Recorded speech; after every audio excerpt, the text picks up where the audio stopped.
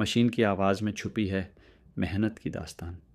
वो आवाज़ जो बाहर से सिर्फ खड़खड़ सुनाई देती है, लेकिन अंदर से एक जंग की तरह चलती है।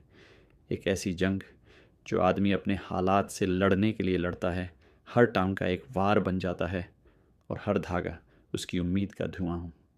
दिल्ली की गली में जब पहली बार मशीन की आवाज़ गूंजी थी, तो किसी ने नहीं सोचा था कि यही आवाज़ एक दिन इज्जत की, पहचान की और जुनून की कहानी कहेगी। लेकिन यही हुआ, क्योंकि इस आवाज़ के पीछे थे 3 हाथ, 3 इरादे और 3 सपने। आरशिपाल, बॉबी सागर और राजकुमार। ये कहानी पैंट सिलाई की नहीं है। ये कहानी है उस रास्ते की जहाँ आदमी अपनी गरीबी की जेबें खुद सीता है। सुबह की पहली किरण जब दूसरों को नींद से जगाती है, तब ये तीनों दोस्त मशीन के सामने बैठकर एक नई शुरुआत को टाँकने लगते हैं। हर कपड़ा जो सामने आता है, वो उनके लिए बस काम नहीं होता, वो उनके लिए एक इम्तिहान होता है। नाप सटीक होना चाहिए, काज मजबूत होना चाहिए, प्रेस ऐसा कि क्रीज आत्मसम्मान सी दिखे, क्योंकि उन्हें पता है कि ये पैंट किसी मजदूर की होगी, किसी ऑफिस जाने वाले की होगी, किसी शादी में जाने वाले की होगी। और हर इंसान चाहता है कि उसकी पैंट उसकी पहचान बने। इन तीनों ने ये बात समझ ली थी। राजकुमार के हाथों में ताकत थी।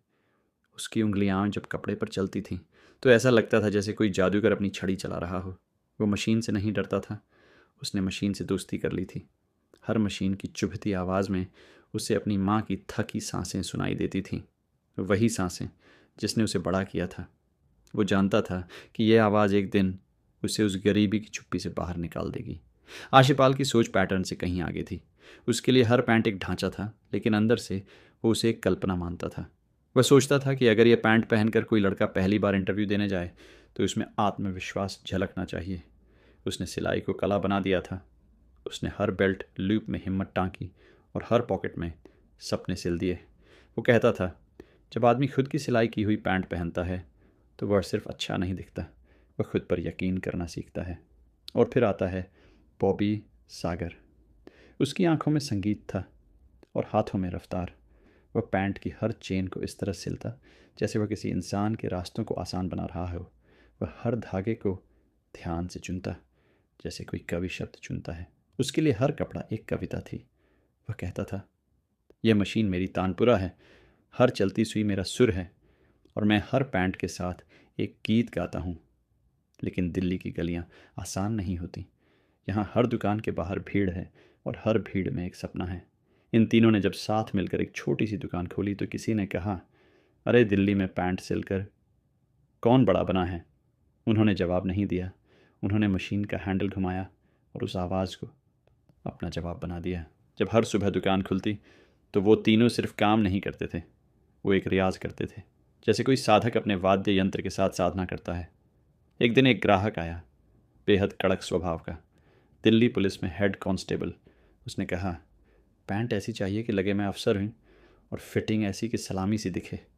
राजकुमार ने माप लिया, आरशीपाल ने डिज़ाइन दिया, बॉबी ने मशीन चलाई। तीनों की मेहनत एक में घुल गई। जब उस कांस्टेबल ने पैंट पहनकर आईने में देखा, तो चुप रहा। फिर बोला, तुम लोगों ने कपड़ा नहीं, मेरी शान सी दी है। उस दिन उन्हें समझ आ गया कि वो सिलाई नहीं कर रहे, वो आत्मा को सम्मान दे रहे हैं। उनकी दुकान अब धीरे धीरे दिल्ली के मजदूर इलाकों में एक नाम बनने लगी थी। लोग कहते, अगर पैंट सिलवानी हो तो उधर जाओ, जहाँ मशीन की आवाज़ में मेहनत बोलती है। ये वही दुकान थी जहाँ बॉबी अपनी चाय में चीनी कम डालता था ताकि धागा ज़्यादा आ सके, जहाँ आरशिपाल अपने डिज़ाइन के लिए रातों को जागता था, और जहाँ राजकुमार हाथों में छाले लेकर भी मशीन चलाता था। लेकिन असली बात तब हुई जब उन्होंने एक बच्चा देखा, फटे कपड़े पहने, खामोश आंखें और कांपते पाँव। उसने बस एक बात कही, मेरे स्कूल में सबकी पैंट ठीक है, मेरी फटी है। उन्होंने उस दिन उस बच्चे की पैंट नहीं सी, उन्होंने उसकी हिम्मत सी दी। उन्होंने उस बच्चे से पैसे नहीं लिए, लेकिन उसे एक बात दी, जब बड़ा हो जाए तो किसी और की पैंट सी देना जो ज़रूरतमंद हो। और उस बच्चे ने सिर हिलाया जैसे वादा कर रहा हो। यही है वो मशीन की आवाज़ जो सिर्फ कपड़े नहीं सीती, किरदार गढ़ती है। वो आवाज़ जो कहती है, मेहनत करो, चाहे तुम दिल्ली की सबसे छोटी गली में क्यों ना बैठे हो। एक दिन तुम्हारी सिलाई की सीधी लाइनें तुम्हारी किस्मत को मोड़ देंगी। अगर तुम भी कभी सोचो कि मैं क्या हूँ, सिर्फ एक दर्जी, तो उस आवाज़ को सुनो, मशीन की आवाज़ को, जो रोज़ कहती है, तू छोटा नहीं है, तू वो है जो दूसरों के सपनों को थामता है, उन्हें आकार देता है। राजकुमार और शिपाल और बॉबी सागर ने हमें यही सिखाया है। मेहनत को कोई देखे या ना देखे, पर उसका असर हमेशा दिखता है। और अगर तुम भी इस मशीन के आगे बैठे हो, अगर तुम्हारे हाथ में भी सुई है, तो याद रखना, तुम सिर्फ सीने वाले नहीं हो, तुम इतिहास बुनने वाले हो। दिल्ली की गलियों में तुम्हारी मशीन की आवाज़ जब गूंजेगी, तो लोग कहेंगे, वहाँ कोई कपड़े नहीं सी रहा, वहाँ कोई मेहनत की कहानी लिख रहा है। और जब मेहनत की ये कहानी हर रोज़ लिखी जाती है, तो धीरे धीरे वह एक आंदोलन बन जाती है। ऐसा आंदोलन जो न किसी झंडे का मोहताज है, न किसी भाषण का। ये आंदोलन बस मशीन की आवाज़ में बहता है, हर टांके के साथ आगे बढ़ता है, हर पसीने की बूंद से ताकत पाता है। बॉबी सागर जब सुबह सबसे पहले दुकान का शटर उठाता है, तो वो सिर्फ दुकान नहीं खोलता, वो उस उम्मीद को जगाता है जो रात भर उनके सीने में पलती रही। एक उम्मीद कि आज कुछ और पैंटें पूरी होंगी, कुछ और चेहरों पर मुस्कान आएगी, और कुछ और दिलों को अपनी मेहनत पर गर्व होगा। आर्शिपाल जब कपड़ा फैलाता है, उसकी आंखें पैटर्न नहीं देखती, वह देखता है कि इस कपड़े को पहनने वाला इंसान कौन होगा। क्या वो किसी शादी में जाएगा? क्या किसी इंटरव्यू के लिए नर्वस होगा? क्या वो किसी नए सफ़र पर निकल रहा होगा? और फिर वो उसी भाव से उस कपड़े को काटता है, जैसे कोई कवि शब्द चुनता है, पूरी सावधानी, पूरे सम्मान के साथ। राजकुमार जब सिलाई शुरू करता है, तो उसके हाथों की चाल में एक लय होती है, लगातार, संतुलित, शांत। उसके पास ज़्यादा शब्द नहीं हैं, पर उसके हाथ हर बात कह देते हैं। वो जानता है कि उसकी उंगलियां जो कर रही हैं, वो किसी की जेब को गरिमा देंगी, किसी की चाल में आत्मविश्वास भरेंगी। यही है असली काम, वही जो दिखता नहीं पर महसूस होता है। लोग अक्सर बड़े बड़े मंचों पर खड़े होकर बदलाव की बातें करते हैं, लेकिन असली बदलाव वहीं से शुरू होता है, जहां एक दर्जी बिना शोर किए कपड़े को नया आकार दे रहा होता है। जिस मशीन की आवाज़ बाकी लोगों को शोर लगती है, उसी आवाज़ में ये तीनों दोस्त अपने भविष्य की धुन सुनते हैं। उस आवाज़ में छुपा होता है संघर्ष, सुबह की नींद से लड़कर उठने का, खुद को हर दिन बेहतर बनाने का, अपने ग्राहकों को हर बार कुछ नया देने का। एक दिन एक बूढ़ा आदमी आया। उसके पास सिर्फ एक पुरानी पैंट थी जो कई बार सिल चुकी थी। उसने कहा, बेटा, इसे एक बार और जोड़ दो। आर्शिपाल ने कपड़ा देखा, राजकुमार ने उसकी सीम जांची, और बॉबी ने कहा, हम नई जैसी बना देंगे। तीनों ने मिलकर उस फटी पैंट को फिर से पहनने लायक बना दिया।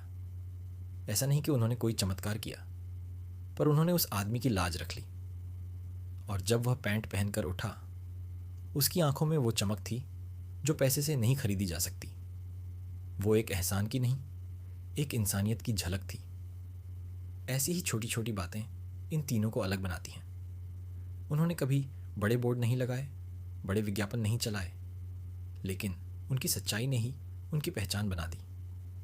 आज भी जब कोई नई दुकान खुलती है, तो लोग कहते हैं, काम तो ठीक है, लेकिन वो तीनों जैसा नहीं है। क्योंकि उनका हुनर सिर्फ उनके हाथों में नहीं, उनके दिलों में है।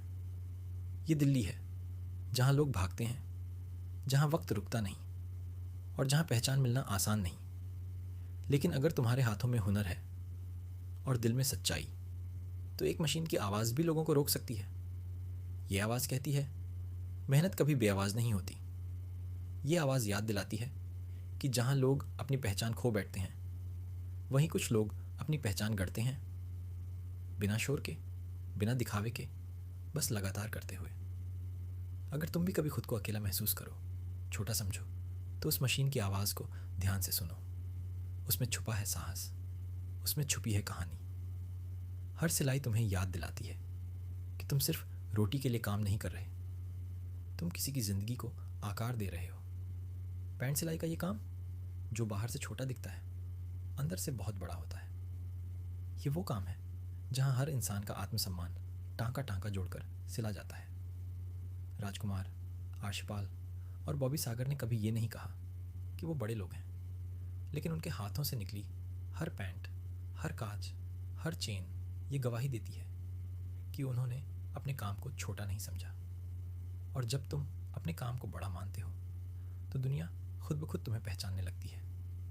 आज भी जब शाम को दुकान बंद होती है, तीनों मशीनें शांत हो जाती हैं, लेकिन वो आवाज़ दिल में गूंजती रहती है, मेहनत की, भरोसे की, उस आत्मा की जो कभी थकती नहीं, क्योंकि पसीने से सींची गई हर पैंट एक वादा करती है कि मेहनत का कोई विकल्प नहीं और सच्चे इरादों का कोई मुकाबला नहीं। तो अगर तुम आज किसी मशीन के सामने बैठे हो, अपने हाथों में सुई और धागा लिए, तो गर्व से सिर उठाओ। तुम सिर्फ दर्जी नहीं हो, तुम एक सपना बुनने वाले हो। तुम वो हो जो दूसरों की पहचान करते हो, और धीरे धीरे अपने टांकों के साथ अपनी किस्मत भी। मशीन की आवाज़ में छुपी होती है मेहनत की असली दास्तान। उसे सुनो, उसे समझो और उसे जी लो, क्योंकि यही आवाज़ एक दिन तुम्हें भी वो ऊंचाई देगी जहाँ से तुम खुद को देख सकोगे और कह सकोगे, मैंने कपड़े नहीं सिले, मैंने ज़िंदगी को नया रंग दिया।